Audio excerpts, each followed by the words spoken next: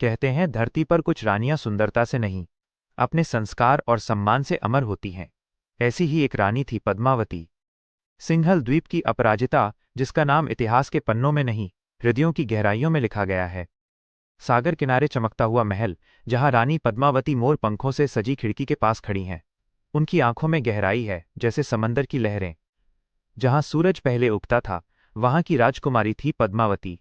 वो केवल सुंदर नहीं, बुद्धिमान, धनुर्विद्या और संगीत में निपुण थी। पर उसकी आंखों में अक्सर एक प्रश्न झलकता था, क्या इस सौंदर्य का कोई अर्थ है? जब तक कोई इसे समझे नहीं। चित्तौड़ के वीर राजा रतन सिंह अपने राज्य से दूर एक रहस्यमय यात्रा पर हैं। उनकी तलवार जितनी तेज है, दिल उतना ही शांत।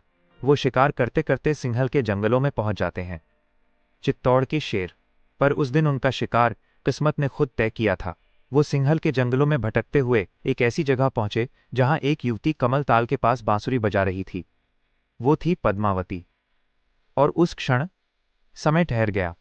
राजकुमारी ने मुड़कर देखा और राजा ने पहली बार सिर झुकाया। महल में पद्मावती और रतन सिंह की मुलाकातें बढ़ती हैं। संगीत, शिकार और ज्ञान की बातें, दो आत्माएं एक होने लगीं। उनकी बातचीत तलवार की धार जैसी तीखी नहीं, बल्कि फूल की महक जैसी कोमल थी। रतन सिंह ने कभी उसे सुंदर नहीं कहा। उन्होंने कहा, तुम सच्ची हो। और यहीं से प्रेम की जड़ें गहराई में उतरने लगीं। राजमहल के प्रांगण में दीपक जल रहे हैं। संपूर्ण द्वीप रानी पद्मावती और राजा रतन सिंह के विवाह का साक्षी बनता है। जब सप्तपदी के मंत्र गूंजे, समुद्र की लहरें भी जैसे थम गईं। पद्मावती ने वचन लिया, मैं तुम्हारी मर्यादा बनूंगी।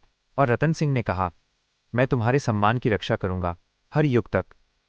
इस तरह प्रेम ने अपना मुकुट पाया और इतिहास ने अपनी सबसे पवित्र कहानी। पर जहां प्रेम खिला, वहां ईर्ष्या भी जागी, क्योंकि इस प्रेम की चमक दिल्ली के सुल्तान तक पहुंचने वाली थी। जहां प्रेम खिलता है, वहां लालच भी जागता है। चित्तौड़ में प्रेम का दीप जल चुका था और दिल्ली की गलियों में एक और कहानी जन्म ले रही थी। अलाउद्दीन खिलजी की। सुल्तान अलाउद्दीन खिलजी अपने विशाल महल में सिंहासन पर बैठा है। आंखों में अहंकार, होठों पर मुस्कान, पर दिल में बेचैनी। दिल्ली का सुल्तान, जिसने हर राज्य को जीता, हर रानी को अपने हरम में कैद किया, फिर भी उसे चैन नहीं था। वो जीतता सब कुछ था, पर पा कुछ नहीं सका। दरबार में एक दासी या एक कवि पद्मावती की सुंदरता और बुद्धिमत्ता का वर्णन करता है। सुल्तान ध्यान से सुनता है और धीरे धीरे उसकी आंखों में एक अजीब चमक आ जाती है। महाराज, चित्तौड़ की रानी पद्मावती, वो चांद जैसी नहीं, वो खुद चांद को मात देती हैं। जिसने उन्हें देखा, उसने सौंदर्य का अर्थ समझा। और उसी पल एक पवित्र प्रेम कहानी में ईर्ष्या और अधर्म ने दस्तक दी। अलाउद्दीन ने कहा, जिस स्त्री का वर्णन इतना अद्भुत है, उसे देखे बिना मैं चैन से नहीं रह सकता। खिलजी अपने सेनापति मलिक काफूर के साथ चित्तौड़ पर नजर डालता है। राजनीतिक चालें, युद्ध की रणनीतियां, सब बस एक औरत को देखने के लिए। एक राजा अपने राज्य के लिए लड़ता है, अपने लालच के लिए मरता है। अलाउद्दीन ने निश्चय किया, वो चित्तौड़ जाएगा, पद्मावती को पाने नहीं, उसे अपनी हार से डराने के लिए। चित्तौड़ में दूत आकर सूचना देता है, दिल्ली के सुल्तान ने चित्तौड़ की ओर बढ़ने की घोषणा की है। राजा रतन सिंह दरबार में गंभीर खड़े हैं। पद्मावती शांति से सुनती हैं। कभी कभी आने वाला तूफान पहले ही महसूस हो जाता है। रतन सिंह ने किले की दीवारों को मजबूत करने का आदेश दिया, पर पद्मावती ने केवल इतना कहा, राजन, यदि कोई हमें देखने आए, तो उसे हमारी मर्यादा का दर्शन मिले। और वहीं से शुरू हुई दो दुनियाओं की टक्कर, एक जो सम्मान के लिए जीती थी और एक जो वासना के लिए मरने को तैयार था। चित्तौड़ के बाहर हजारों सैनिकों का डेरा, काले झंडे, युद्ध नगाड़े और सुल्तान की सेना दूर तक फैली हुई। आसमान में धूल का तूफान। दिल्ली का सुल्तान अब चित्तौड़ के दरवाजे पर था। वो लड़ाई नहीं चाहता था, वो बस देखना चाहता था रानी पद्मावती को। पर इतिहास जानता है, जो रानियां मर्यादा में जीती हैं, उन्हें कोई नजर से नहीं छू सकता। कभी कभी जीत तलवार से नहीं होती, कभी कभी वो शब्दों के वार से होती है। चित्तौड़ का किला अब दिल्ली के सुल्तान की निगाहों में था, और सुल्तान के दिल में रानी पद्मावती की चाह। खिलजी अपने शिविर से दूत भेजता है, जो रतन सिंह के दरबार में पहुंचता है। दिल्ली के सुल्तान अलाउद्दीन खिलजी चित्तौड़ की वीरता की प्रशंसा करते हैं। वे केवल आपकी रानी के दर्शन करना चाहते हैं, बस एक बार, बिना किसी अपमान के। दरबार में सन्नाटा। सभी मंत्रियों की निगाहें रतन सिंह पर जाती हैं। ये एक ऐसा प्रस्ताव था जो शांति का भी प्रतीक हो सकता था और अपमान का भी। रतन सिंह जानते थे, खिलजी का हृदय निर्मल नहीं है। पर पद्मावती ने शांत स्वर में कहा, राजन, अगर हमारी मर्यादा की रक्षा सत्य से होती है, तो सत्य से डर कैसा? महल के भीतर सभा, पद्मावती के सुझाव पर निर्णय लिया जाता है। खिलजी रानी को नहीं देखेगा, केवल दर्पण में उनका प्रतिबिंब देख सकेगा। और यहीं से इतिहास ने एक नया अध्याय लिखा, क्योंकि पहली बार किसी ने अपने सौंदर्य को सम्मान के कवच में छिपा लिया। चित्तौड़ का किला, भव्य कक्ष, सोने के स्तंभ, जलते दीपक। पद्मावती दूर खड़ी हैं और सामने चमकता हुआ विशाल दर्पण। खिलजी महल में प्रवेश करता है, उसकी आंखें लालच से भरी हैं, और जब खिलजी ने दर्पण में देखा, वो स्तब्ध रह गया। कभी उसने सोचा भी नहीं था कि सौंदर्य इतना पवित्र भी हो सकता है। उसने सिर झुका लिया, पर उसकी आत्मा अब जल रही थी। खिलजी धीरे से बुदबुदाता है, जिसे सिर्फ प्रतिबिंब में देखा है, उसे पाने की आग अब बुझ नहीं सकती। जाते जाते खिलजी छल करता है। वो रतन सिंह को मैत्री वार्ता के बहाने अपने शिविर में बुलाता है, और जैसे ही राजा वहां पहुंचते हैं, खिलजी उन्हें बंदी बना लेता है। और फिर अधर्म ने अपना असली चेहरा दिखाया। रतन सिंह, जो धर्म का प्रतीक थे, अब कैद में थे। चित्तौड़ की दीवारें खामोश थीं, पर रानी पद्मावती की आंखों में आग जल चुकी थी। महल के भीतर रानी सिंहासन के सामने खड़ी है, चेहरे पर दृढ़ता, हाथों में शस्त्र और आंखों में शपथ का तेज। जिसने छल किया वो अब देखेगा एक रानी का प्रतिशोध कैसा होता है। वो अब केवल सौंदर्य नहीं रही, वो बन चुकी थी चित्तौड़ की मर्यादा की आत्मा। और इसी तरह एक नारी ने वो कर दिखाया जो कभी किसी योद्धा ने नहीं किया था। उसने युद्ध से पहले ही जीत का निर्णय कर लिया। कभी कभी युद्ध तलवार से नहीं, बुद्धि से जीते जाते हैं। अलाउद्दीन खिलजी ने छल किया था, पर अब चित्तौड़ की रानी छल से जवाब देने को तैयार थी। महल के अंदर दीपक की लौ टिमटिमा रही है। मंत्रिणियां और सेनानायक एकत्र हैं। रानी पद्मावती सामने खड़ी हैं, आंखों में शांति, पर आवाज में तूफान।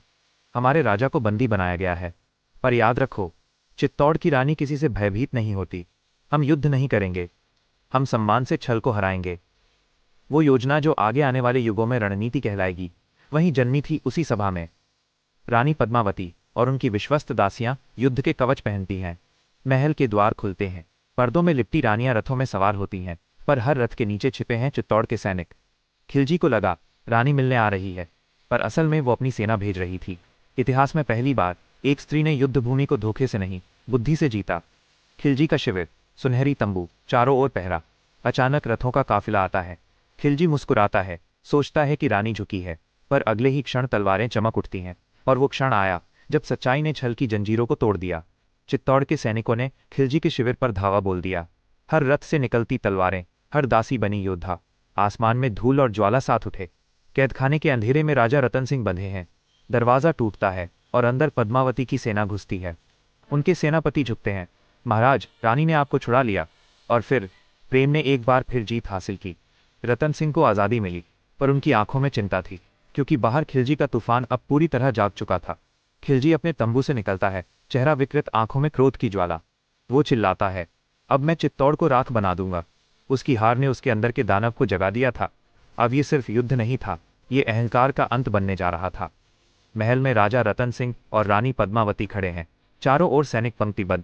सूर्यास्त का लाल रंग दीवारों पर बिखरा हुआ। रतन सिंह, रानी, अब युद्ध अपरिहार्य है। पद्मावती शांत स्वर में, हाँ राजन, पर याद रखिए, युद्ध हमारा कर्म है, विजय हमारा धर्म। और उसी क्षण चित्तौड़ ने प्रतिज्ञा ली, हम झुकेंगे नहीं, क्योंकि इस बार युद्ध केवल राज्य का नहीं, मर्यादा का था। रात और दिन का अंतर मिट चुका था। चित्तौड़ की दीवारों पर अब युद्ध की आहट नहीं, अंतिम निर्णय की शांति थी।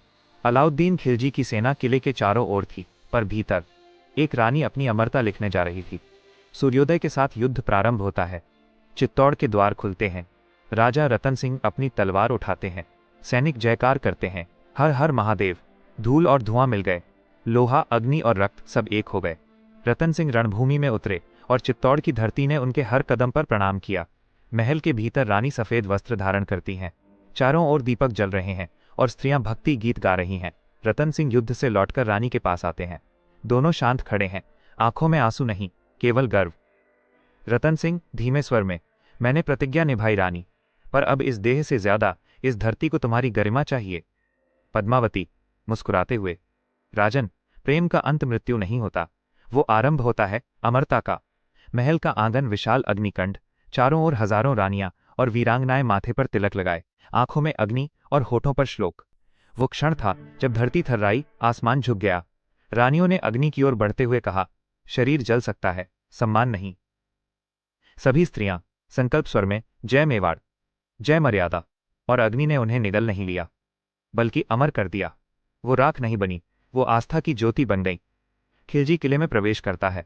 दीवारें धुआं बन चुकी हैं, आंगन में राख है, पर हवा में जयकार की गूंज। खिलजी, क्रोधित और निराश। मैंने सब कुछ जीत लिया, पर पाया कुछ नहीं। हाँ सुल्तान, क्योंकि जिस रानी को तुम जीतना चाहते थे वो कभी हारने के लिए बनी ही नहीं थी।